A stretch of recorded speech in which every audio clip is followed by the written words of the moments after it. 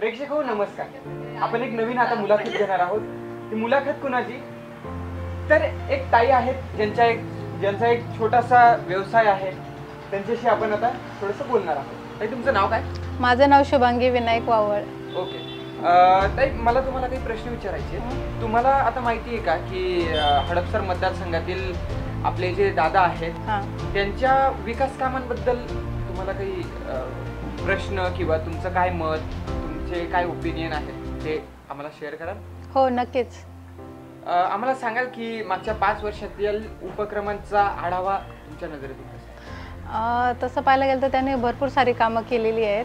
आता छोटंसं काम म्हणजे हेच की मी एका मिडल क्लास फॅमिलीमधून येते आणि मला ज्यावेळेस माझा स्वतःचा व्यवसाय चालू करायचा होता तर मला ऑपॉर्च्युनिटीज येत होत्या, पण मला भेटत नव्हतं की वेगवेगळ्या पद्धतीने सोर्स भेटत नव्हता मला. हां, तर दादांकडे मी थोडंसं ॲप्लिकेशन केलं होतं तर त्यांनी मला त्या कामात माझी मदत केली. तुमच्या व्यवसायाबद्दल आम्हाला थोडी माहिती सांगाल आणि तुमचा प्रवास कसा होता दादांच्या मदतीचा? दादांनी म्हणजे मी त्यांच्या ऑफिसला डायरेक्टली गेलेली. त्यांचे जे कोवर्कर्स आहेत, त्यांच्या हाताखाली जे काम करणारे आहेत, तर त्यांनी पण चांगला सपोर्ट केलेला. आणि माझी जी काही ॲप्लिकेशन होतं, माझी जी विनंती होती तर त्यांनी लगेच ॲक्सेप्ट केली आणि मग त्यानुसार त्यांनी लगेच वाटचाल करून मला माझा जो बिझनेस चालू करायचा होता त्याच्यासाठी मला लोकेशन असेल तर ते प्रोव्हाइड करून दिलं माझ्यासाठी.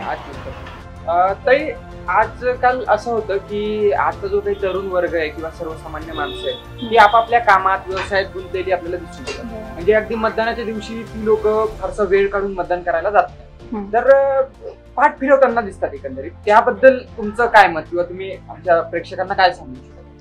मतदान हा म्हणजे आपला सगळ्यांचा जन्मसिद्ध हक्क आहे. बरोबर. आणि तो आपण बजावलाच पाहिजे.